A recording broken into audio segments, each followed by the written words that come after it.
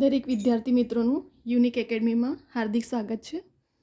આજે આપણે logical reasoning topic છે આપણો ઘડિયાળ. બરાબર, આપણા સીસીના એક્ઝામના સિલેબસ પણ ડિક્લેર થઈ ગયા છે. કોન્સ્ટેબલ, પીએસઆઈ કે ઘણી બધી એક્ઝામો ગવર્મેન્ટની, આપણી ટેટ ટાટ બધી એક્ઝામો હવે ફોર્મ કન્ટિન્યુ ગવર્મેન્ટના ચાલી રહ્યા છે. બરાબર, તો આટલી બધી ગવર્મેન્ટની એક્ઝામની સામે હવે આપણે લોજિકલ રિઝનિંગ દરેક એક્ઝામમાં સિલેબસમાં છે. બરાબર, તો આપણે હવે ઘડિયાળના રિલેટેડ લાસ્ટ યરના ક્વેશ્ચનો કેવા ટાઈપના પૂછાયા છે હવે આપણે ક્વેશ્ચનને સોલ્વ કરશું. બરાબર, જેમાં જ લોજિકલ રિઝનિંગના રિલેટેડ કેવા ટાઈપના ક્વેશ્ચનો પૂછાય છે અને કેવી રીતે આપણે ઇનશોર્ટમાં ગણી શકીએ છીએ. તો હવે આપણે ક્વેશ્ચન સોલ્વ કરીએ એટલે ધીરે ધીરે લોજિકલ રિઝનિંગના ક્વેશ્ચનો આપણને ખબર પડે અને એ ક્વેશ્ચનને ઇનશોર્ટમાં કેવી રીતે આપણી પાસે, કેમ કે એક્ઝામના ટાઈમે જો તમારું રિઝનિંગ અને મેથના ક્વેશ્ચનનો માર્ક્સ બહુ એવરેજ વધારી દીધું છે આ લોકોએ, તો જો તમારો આટલો બધો માર્ક્સ હોય તો ત્યાં તમને છે ને પ્રેક્ટિસ બહુ ઇમ્પોર્ટન્ટ છે, કેમ કે ત્યાં તમને ટાઈમ બહુ ઓછો પડશે એક્ઝામના ટાઈમ. તો આપણે શોર્ટ ટાઈમમાં કેવી રીતે શોર્ટ મેથડથી રિઝનિંગને સોલ્વ કરવાનું છે, કેવી રીતે લાસ્ટ યરના ક્વેશ્ચનો પૂછાયા છે લાસ્ટ યરની ગવર્મેન્ટની એક્ઝામમાં, અને હવે આપણે કઈ રીતે પ્રેક્ટિસ કરીને જવાનું છે. એટલા માટે મેં એવા વિડીયો જ બનાવીશ કે જેથી કરીને તમને શોર્ટમાં કેવી રીતે તમારો ટાઈમ સેવ થાય એક્ઝામમાં અને કેવા ટાઈપના ક્વેશ્ચનો પૂછાય છે. લાસ્ટ એના તમે પેપર જોશો, હું એના એકોર્ડિંગ જ ક્વેશ્ચનને બધા સોલ્વ કરાવું છું તમને મેથડ પ્રમાણે. તો હવે આપણે સોલ્વ કરીએ. ફર્સ્ટ ક્વેશ્ચન છે, અત્યારે ઘડિયાળમાં 5:40નો સમય બતાવે છે. આ ઘડિયાળને કાચમાં જોવામાં આવે તો કાચમાં શું સમય બતાવશે? અહીં આપણને ક્વેશ્ચન છે કેટલો સમય છે? 5:40નો સમય બતાવે છે. બરાબર, તો 5:40નો સમય બતાવે છે અહીં. તો ઘડિયાળમાં ટોટલ આપણે કહેશે 12 વાગે. સૌથી પહેલાં જો આવું પૂછવામાં આવે તમને કે ઘડિયાળમાં 5:40નો સમય, તો કાચમાં જોવામાં આવે તો શું બતાવવામાં આવે છે? તો આપણે સૌથી પહેલાં શું કરવામાં આવે છે? 11:60 એટલે 12 ગણવામાં આવે છે. હવે આ 11:60માં એટલે કે 12 વાગ્યાના સમયમાંથી જેટલો આપણને સમય આપવામાં આવે છે તેને માઇનસ કરવામાં આવે છે. તો આ 11:60 એટલે 12 વાગ્યા, એમાંથી આ સમયને માઇનસ કરી દો એટલે તરત જ આપણને આન્સર મળી જશે. 11:60 માઇનસ 5:40 કરો, 0માંથી 0 જાય માઇનસ, 6માંથી 4 જાય તો 2 અને 11માંથી 5 જાય તો 6. આવી ગયો આપણો આન્સર ઇનશોર્ટમાં. બરાબર, આવા ક્વેશ્ચનો તમે લાસ્ટ યરના ક્લાસના ઘણી બધી એક્ઝામો પૂછાયો છે.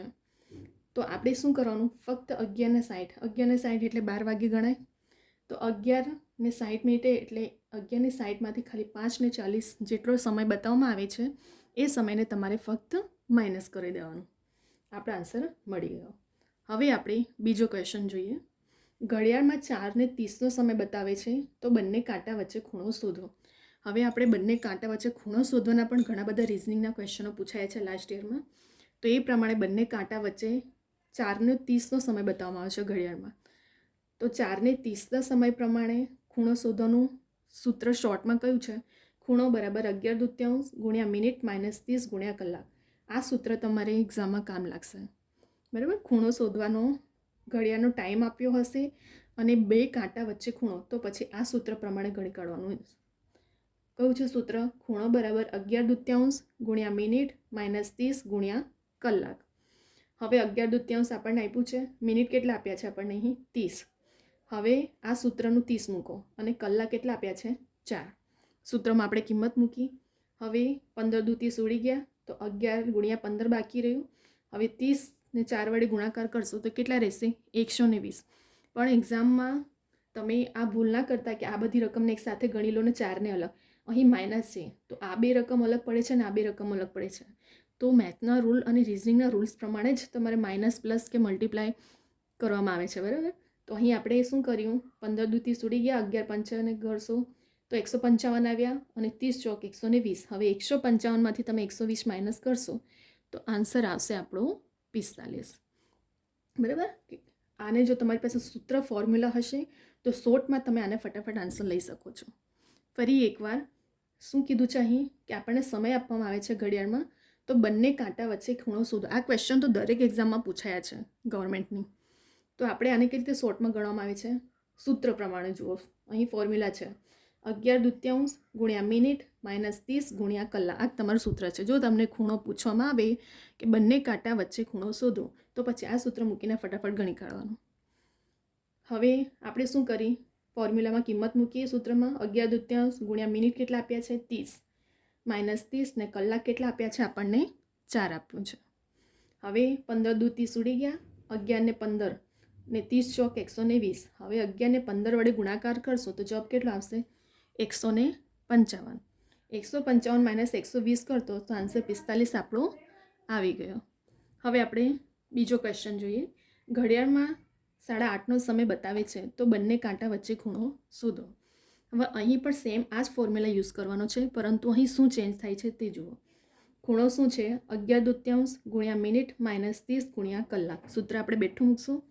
હવે કિંમત મૂકો, 11/2 ગુણ્યા મિનિટ કેટલા છે 30 અને માઇનસ 30, કલાક કેટલા 8 આપણને આપી દીધું છે. હવે 15×2 = 30 ઉડી ગયા તો શું બાકી રહ્યું 11 ગુણ્યા 15 અને અહીં 30 ગુણ્યા 8 બેઠા રહેશે. 11 ને 15 વડે ગુણાકાર કરશો તો 165 અને 30 × 8 240. પરંતુ અહીં જો શું થાય છે, મોટી રકમ પાછળ છે, નાની રકમ આગળ છે, તો જવાબ શું આવ્યો માઇનસમાં 75.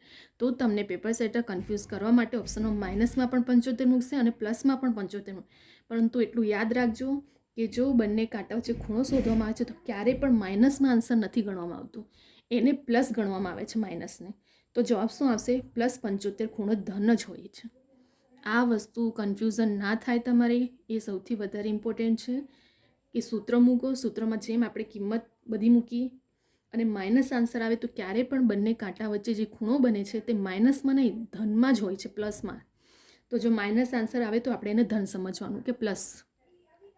તો ઓપ્શનમાં કન્ફ્યુઝ કરવામાં આવશે -75. તો અમુક સ્ટુડન્ટ ઉતાવળમાં -75 આન્સર ટીક કરીને આવશે, પરંતુ જો એમને રૂલ્સ ખબર હશે તો પછી ત્યાં +75 ધન જ હોય છે, એ આપણે ધ્યાનમાં રાખવાનું છે. બરાબર. તો આપણે આ બે સૂત્ર ધ્યાનમાં રાખવાનું છે. આ સૂત્ર પ્રમાણે જ સૌથી વધુ ઇમ્પોર્ટન્ટને જે વસ્તુ મેં હાઇલાઇટ કરાવી છે એ વચ્ચે કન્ફ્યુઝન ના થાય એ ધ્યાન રાખજો. ફરી એકવાર આપણે રિવિઝન ફટાફટ કરી લઈએ. અહીં ઇનશોર્ટમાં આપણને જો સમય કીધું હોય કે કાચમાં જોવામાં આવે તો કેટલો સમય, તો આપણે શું કરવાનું, કોઈ પણ અહીં ટાઈમ આપ્યો હોય દરેક ટાઈમને 11 કલાક ને 60 મિનિટમાંથી માઇનસ કરી દેવાનું, એટલે 12માંથી. બરાબર. તો આપણે આન્સર મળી ગયો. ત્યાર પછી ખૂણો કે બંને કાંટા વચ્ચે ખૂણો, તો 11/2 ગુણ્યા મિનિટ માઇનસ 30 ગુણ્યા કલાક. આ સૂત્ર વડે આપણે ગણવાનું છે. તો હવે આપણને સૂત્ર પ્રમાણે આન્સર 45 મળી ગયો. અહીં પણ આપણે ધન અને માઇનસ હોય તો માઇનસ હોય તો પ્લસમાં ધનમાં લેવામાં આવે છે. બરાબર. તો અહીં આપણે વિડીયોને સ્ટોપ કરીએ છીએ. હવે આપણે રિઝનિંગના બીજા ક્વેશ્ચન લઈને આવશું. બરાબર. જો તમને વિડીયો ગમે, જો આ શોર્ટ ટ્રીક ગમે તો લાઇક, શેર, સબસ્ક્રાઈબ કરો. બીજા બધા સ્ટુડન્ટને પણ શેર કરો જેથી કરીને દરેક સ્ટુડન્ટ સુધી આ વિડીયો પહોંચે. બરાબર. હવે આપણે નેક્સ્ટ વિડીયોમાં ઘણા બધા લોજિકલ રિઝનિંગના એવા ક્વેશ્ચનો લઈને આવશું.